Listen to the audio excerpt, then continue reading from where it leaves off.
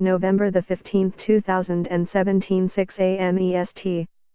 Last updated November 15, 2017, 12:22 p.m. EST.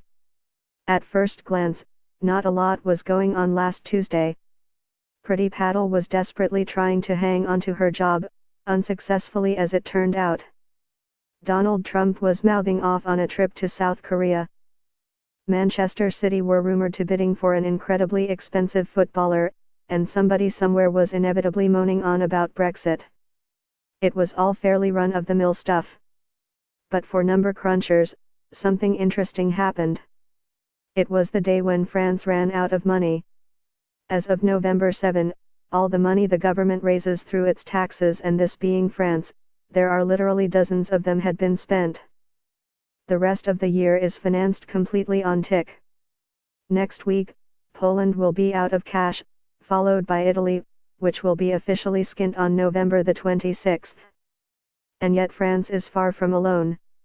All the main European countries, the UK included, are running out of tax revenue well before the year is over. That is worrying for three reasons. It is a reminder that spending is still way too high. It tells us that governments have failed to curb deficits. And it is a warning that next time there is a recession, governments won't have any room to respond with a fiscal boost. There are lots of dry ways of pointing out that governments are spending a lot more money than they raise in tax revenue. Economists and statisticians wheel out debt to GDP ratios, and chancellors and finance ministers set targets for deficit reduction. Those, however, usually come in hard to follow percentages, or else the billions and billions involved pile up so quickly that most of us simply glaze over. But in France, the Institut Molinari has come up with a very neat way of illustrating the issue in simple terms. It works out the moment in the calendar after which everything the government does has to be financed through borrowing. If you wanted to, you could call it the day the money runs out. So how's that going?